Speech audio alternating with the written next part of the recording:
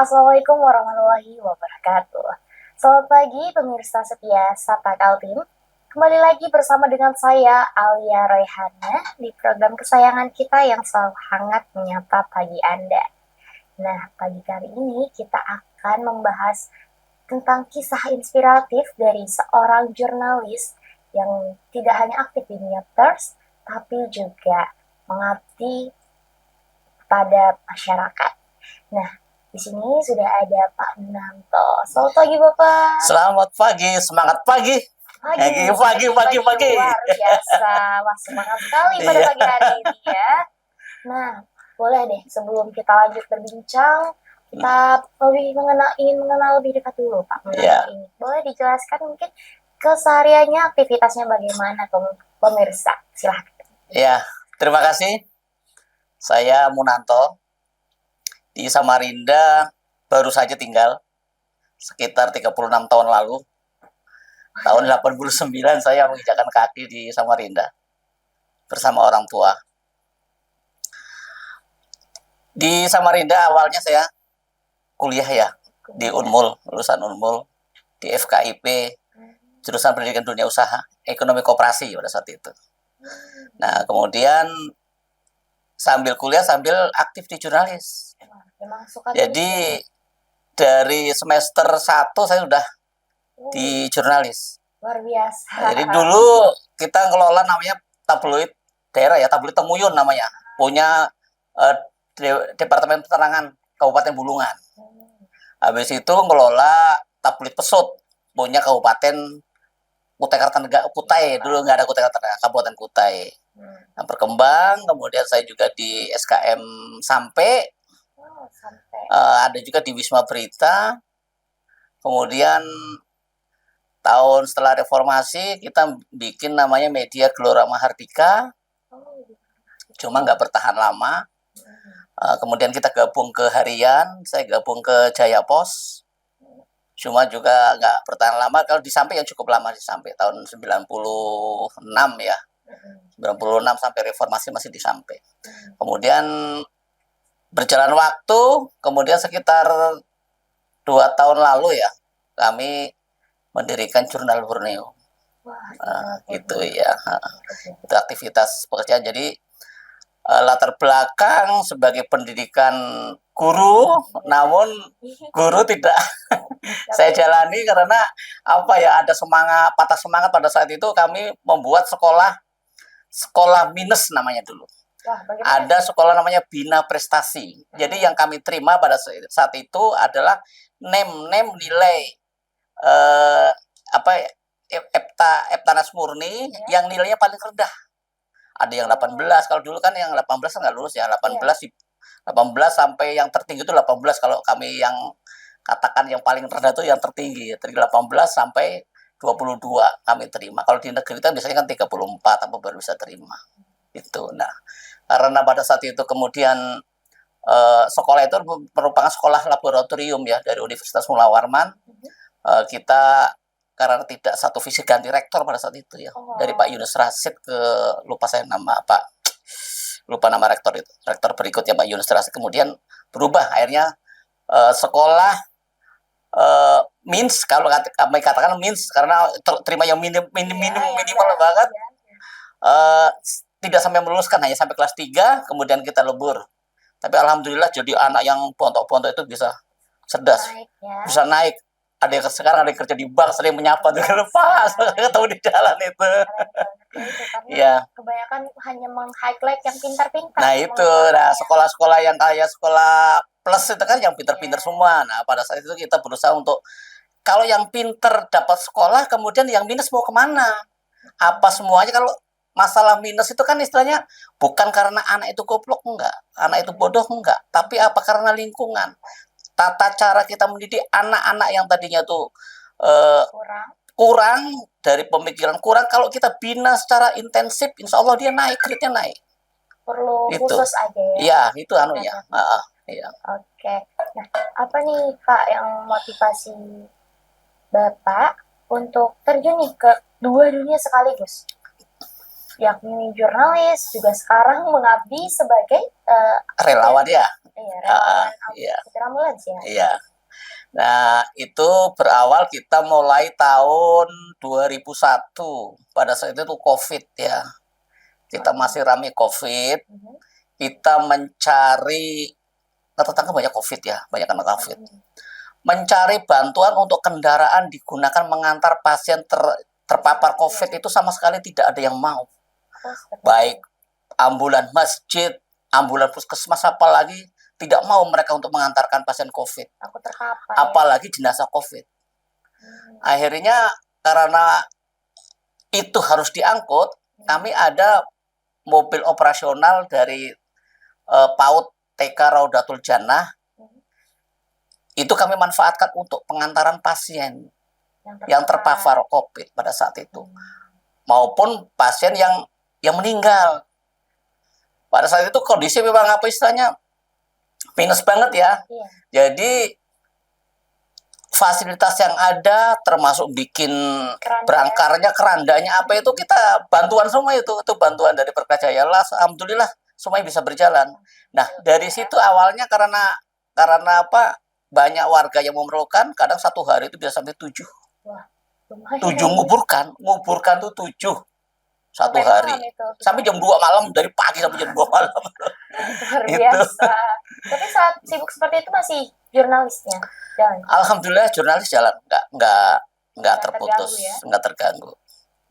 Luar biasa. Karena apa, pekerjaan kita juga sumber berita. Kalau saya ibaratnya kan tidak, kan banyak teman-teman wartawan yang lain ya yang bisa mungkin menghandle yang berita yang dari pemerintahan, berita yang di ya istilahnya di peristiwa lain. Kalau saya kan dari redaktor aja, karena saya mengontrol aja. Jadi alhamdulillah lancar, nggak ada kendala. Alhamdulillah. Oke. Nah, menurut abang sendiri tuh seberapa besar sih perannya dari media dan juga kehadiran ambulans nih dalam kehidupan sehari-hari? Kalau untuk media itu ibaratnya kita tempat mencari nafkah ya, mata pencarian lah. Hidup matinya kita, ngebul tidaknya dari dapur kita itu dari media. Kalau zaman dulu sebelum reformasi, kita mudah mencari iklan. Kalau zaman sekarang kita agak kesulitan banget. Mungkin kerjasama dengan pemerintah daerah itu ya. Kalau sekarang kan ada istilahnya pokir ya, pokir apa itu sebetulnya yang bisa menghidupi media. Makanya kalau media, terutama media lokal ya, kalau media yang udah nasional besar tuh kita nggak bisa bicara. Tapi bagaimanapun mereka akan terimbas terhadap iklan itu kan. Nah, kita yang media lokal, kita ya hidup matinya ya dari rata-rata kebanyakan dari pemerintah daerah. Kalau pemerintah sebagai pembina itu kemudian mau mematikan media lokal ya selamat sudah. Tapi alhamdulillah kita tanpa kerjasama jurnal Borneo selama ini, waktu tahun-tahun pertama tanpa kerjasama kita bisa hidup. Antara apa mas? Ya dari kanan kiri aja, artinya teman siapa, toko siapa yang kenal, iklankan dong gitu. Dari situ aja hidupnya. Dan kemudian kalau media itu kan berita sekarang itu kan tidak perlu cukup luas ya. Cukup daerah aja. Katakan kita liputan di lingkungan kelurahan aja. Sudah berapa pembaca itu? Sudah bisa naik gitu. Nah, kemudian kalau dengan ambulan ini kan istilahnya kita apa istilahnya, hidup kita kalau kita tidak manfaatkan untuk membantu orang lain, untuk apa lagi? Itu kan. Wah, sangat menginspirasi sekali ya pemirsa ya. Ternyata di balik lensanya nih sebagai jurnalis, ada hati juga nih yang senantiasa bergerak ya Pak ya, untuk kemanusiaan. Nah, tapi pastinya nih Bapak, kalau dua dunia begini ada nih tantangannya. Nah, pemirsa, kita akan membahas tantangannya di segmen berikutnya, jadi jangan kemana-mana, tetap di Sapa Kaltim.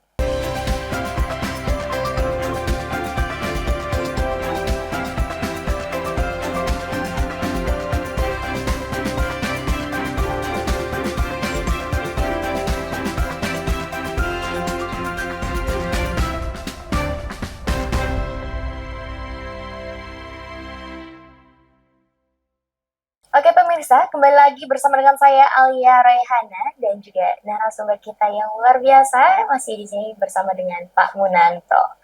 Nah, sebelumnya kita sudah berkenalan dengan Pak Munanto dan sekarang kita mau tahu nih Pak, tantangan terbesar apa nih yang pernah Bapak alami sebagai jurnalis dan juga supir ambulans? Eh, Tantangan terbesar di jurnalis adalah kita mempertahankan marwah pers. Itu dengan kondisi kadang dua sisi yang berbeda ya. Satu sisi seorang wartawan harus bisa menghidupi keluarganya, menghidupi dirinya dan keluarganya. Di sisi lain, wartawan juga harus bisa menjaga marwah pers. Banyak, jangan sampai istilahnya kita sebagai wartawan menggadaikan nilai kewartawanan untuk kepentingan sesaat. Itu yang sangat miris. Jadi gara-gara ekonomi kita katakan berita maunya di apa istilahnya dinaikkan, istilahnya istilahnya yang seharusnya tidak baik dibikin baik. Itu artinya kita membodohi masyarakat. Itu tantangan. Jadi kemudian wartawan kalau dia idealis, dia selalu akan bertentangan dengan politik. Karena bagaimanapun politik itu ya paham aja lah. Iya, betul. Banyak sisi yang perlu ditutupi gitu. Jadi intinya seharusnya kalau pemberitaan itu sumber beritanya itu jelas, harus kita beritakan istilahnya ya sesuai apa adanya. Cuma yang jadi persoalan, teman-teman sekarang ini punya nilai idealismenya itu sangat rendah sekali. Yang penting cuan. Yang penting cuan. Apa-apa cuan. Itu ya segala sesuatunya kan tidak harus dinilai dengan uang. Tapi bagaimanapun untuk bisa bisa menjaga persatuan bangsa, bisa membangun negara. Pikirannya kita harus ke nasional ya. Jangan hanya sesaat aja. Wah, daerah apa ini? Wah, kita harus baik-baik dengan katakan penambang ilegal. Kita tahu di situ ada praktik penambang ilegal, tapi kita diam saja, kita tidak memberitakan itu. Itu jelas sudah merusak marwah kita sebagai seorang jurnalis yang harusnya idealis, harus memberitakan sesuatu yang di luar koridor, istilahnya di luar aturan, ini melanggar aturan, justru kita diam. Harusnya kita angkat di sini loh, ada penambang liar. Jangan sampai seperti hutan umbul dirusak dari belakang. Tapi kita terbungkam. Semua. Kenapa di situ main semua gitu loh. Itu yang sangat ya Allah, begini ya. Semuanya kalah dengan uang. Tapi teman-teman untuk yang jurnalis, jangan sampai idealisme kita sebagai wartawan, sebagai orang pers itu tergadaikan gara-gara uang. Itu. Tetap dijaga marwah jurnalis. Harus tetap dijaga marwah dari seorang jurnalis itu. Nah, Pak, saya penasaran, tadi kan Bapak lumayan sibuk juga nih di ambulansnya, tapi tetap nulis juga nih. Nah, bagaimana sih caranya Bapak nih bagi waktu dan tenaga antara tugas jurnalisnya dan juga tugas kemanusiaannya itu bagaimana? Tugas kemanusiaan kalau pada saat normal seperti sekarang kan tidak selalu ada ya. Satu hari itu paling 3, 4, kadang 5 satu hari. Kita pada saat jadi mulai untuk tugas jurnalis saya mulai bangun habis subuh. Habis subuh bahan apa-apa yang masuk baru kita edit ya. Kita edit baru kita, kalau sekarang kan ada grup WA redaksi, kirim situ untuk yang uploader ngupload kan. Kita mulai dari situ dari pagi habis subuh. Nah, kemudian habis subuh biasanya mulai jam 7 tuh. Mulai orang teleponan ya. Telepon minta ambulan, minta apa itu mulai itu. Iya. Pengantaran jenazah biasanya kalau pengantaran jenazah kan insidental ya. Kadang tengah malam, kadang apa kan nggak mesti kan. Yang jelas kami dari ambulan PWI Kaltim Peduli 24 jam on time selama masih denger telepon angkat gitu aja. Iya, walaupun tengah malam jam 2 tetap angkat. Tetap saya angkat kalau pokoknya terdengar telepon. Kadang saya tidur itu kan mulai jam 1 lah saya baru istirahat, tidur. Nah, Kalau jam 1 itu kan ibaratnya mulai kadang sampai dari sore jam 10, 9 jam 10 mulai ngedit berita tuh sampai jam 1 Malam nah, ya? malam. Wah, Baru habis itu istirahat. Kalau tengah malam ada yang ngecek emergency, lagi. ya mau nggak mau jalan. Wah, keren banget. Jadi malam ya itu Pak nulis ngedit berita. Iya, saya ngedit biasanya mulai jam 10 sampai jam 1. Padahal itu sudah jamnya orang istirahat. Jam orang istirahat sebenarnya. itu. Iya, emang Habis suka ya. ya emang gitu lah. Kadang kita lihat apa istilahnya persoalan apa yang lagi up to date saat itu kan. Isu apa yang lagi mencuat, umpamanya seperti belakangan ini kemarin kan adanya pencabutan kartu pers pada saat seorang wartawan menanyakan masalah GDN gitu kan. Tapi alhamdulillah sudah dikembalikan kan kartu persnya itu. Iya, udah. Kartu pers liputan di istananya udah dikembalikan. Itu. Nah, dari ya harus pandai-pandai lah kita manage waktu. Kemudian pada saat kita sebagai pelaku untuk misi kemanusiaan juga itu merupakan sumber berita. Contoh kemarin kita menangani warga terlantar dari Desa Jone, Kecamatan Tanah Grogol. Dia dirawat di rumah sakit Wapsarani itu hampir 1 bulan. Pihak dokter sudah menyatakan ini boleh pulang. Sudah 1 minggu tidak ada yang jemput mau pulang kemana? Keluarganya udah nggak ada, dicari nggak ada yang ngurusi. Kemudian kita tanya ke Kepala Desa Jone, ternyata di sana sudah nggak ada rumahnya sudah dijual gitu ya. Jadi mau nggak mau kita bantu ngurus karena dari pihak Dinas Sosial Kabupaten Pasir sudah menyerahkan ke Samarinda, kemudian diserahkan ke Dinas Sosial Provinsi. Dinas Sosial Provinsi meminta bantuan kami lah untuk menangani itu. Akhirnya pada hari Rabu lalu kita evakuasi pasien yang sudah harus keluar ke rumah singgah biru di Jalan Bhinneka 3, Kelurahan Mugirejo. Kita titipkan di sana pasien itu. Nah, kemarin sore kami dapat kabar pasien itu meninggal. Nah, itu. Nah, tadi pagi baru memakamkan itu. Oh, tadi pagi baru. Iya. Jadi pagi tadi kita mandikan jam 9, jam 10 kita mulai pengantaran ke kuburan sampai jam setengah 12 lah baru selesai.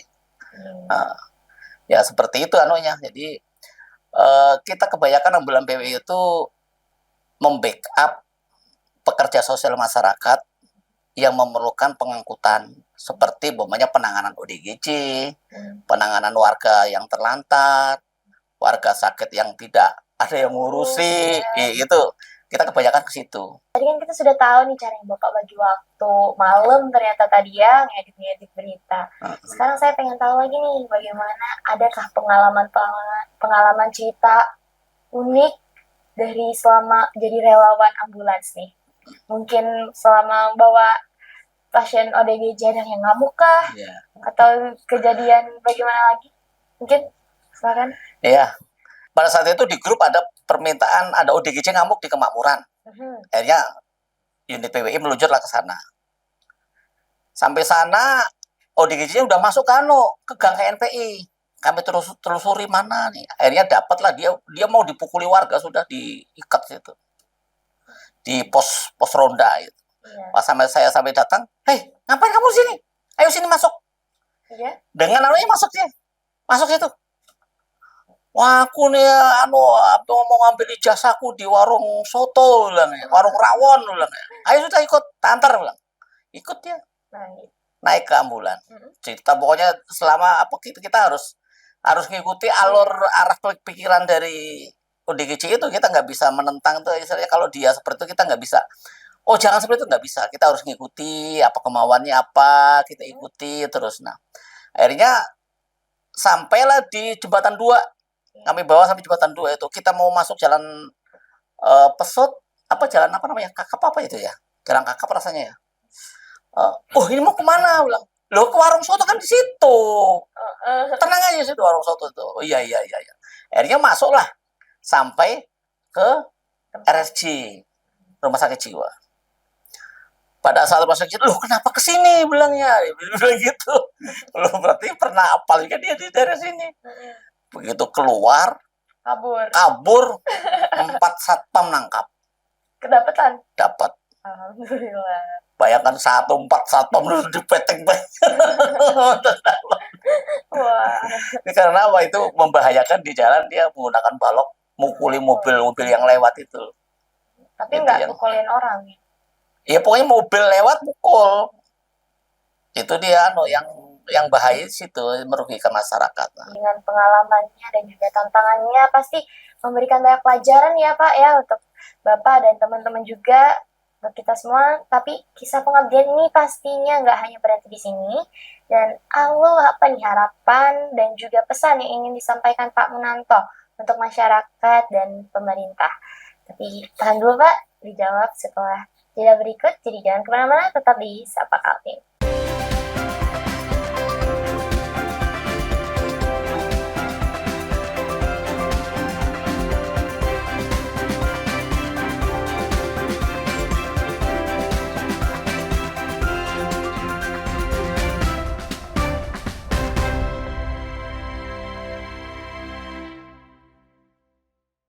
Oke, kembali lagi pemirsa di Sapa Kaltim. Masih bersama dengan saya Alia Raihani dan juga Pak Munanto.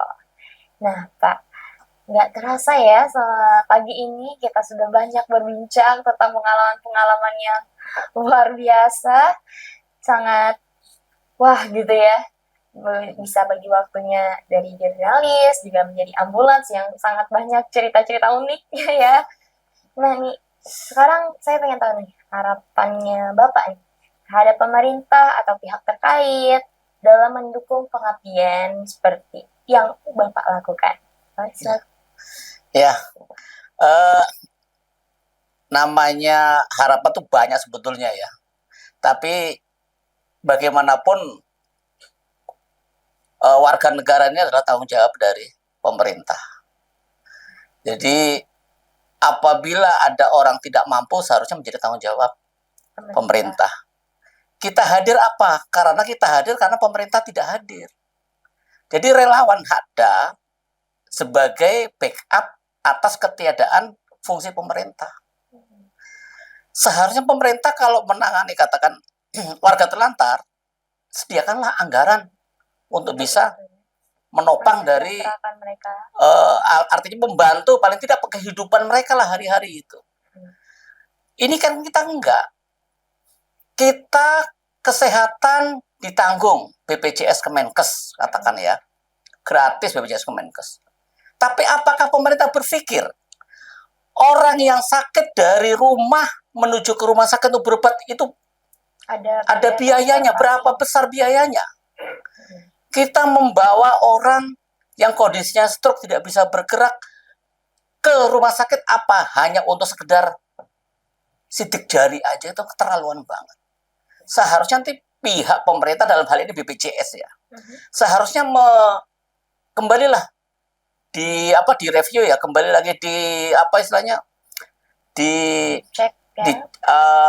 dikontrol lagi lah itu kebijakan yang seperti itu, kebijakan yang justru memberatkan para masyarakat yang hanya datang untuk meminta rujukan saja, harus membawa orang yang sudah terkapar tidak bisa ngapa-ngapain, harus hanya sekedar sidik jari.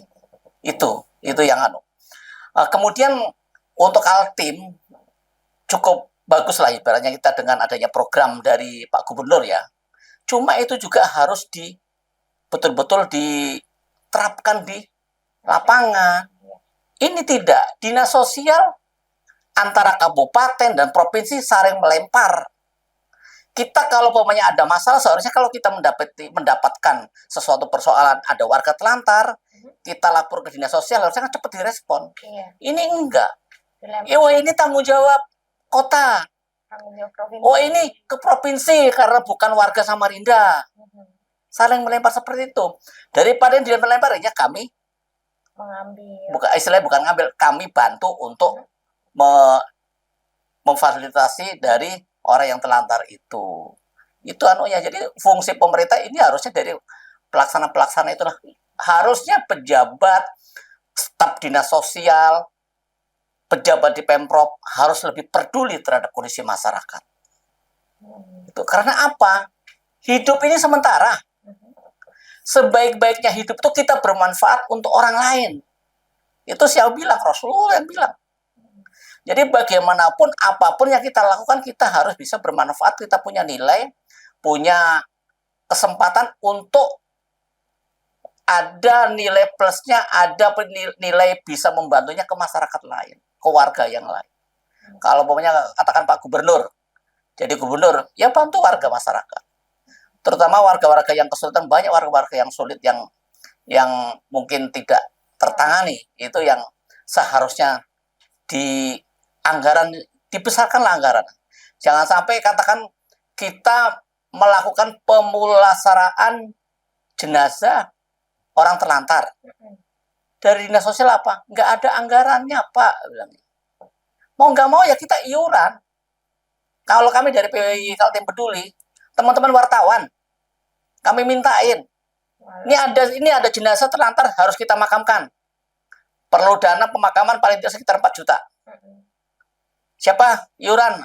Ada yang ngasih 50, ada yang ngasih 100, ada yang ngasih 300, salah betul kumpul, kita laksanakan pemulasaraan. Dari teman-teman wartawan. Dari teman-teman wartawan. Ya? Hanya sebagai manusia. Iya, karena segi kemanusiaan itu.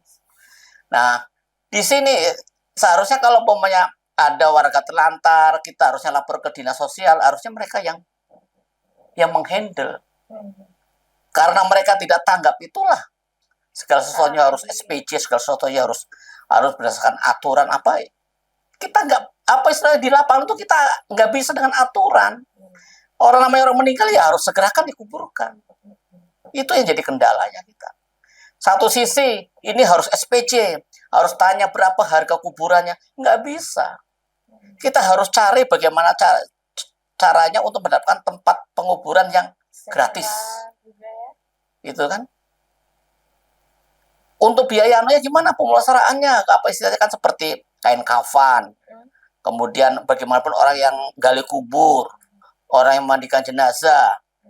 Itu kan kalau kita nggak kasih apa istilahnya imbal balik kan kasihan juga gitu kan. Orang sekali 2 kali mau. Tapi kalau punya udah 3 kali 4 kali kan belum tentu orang mau gitu loh.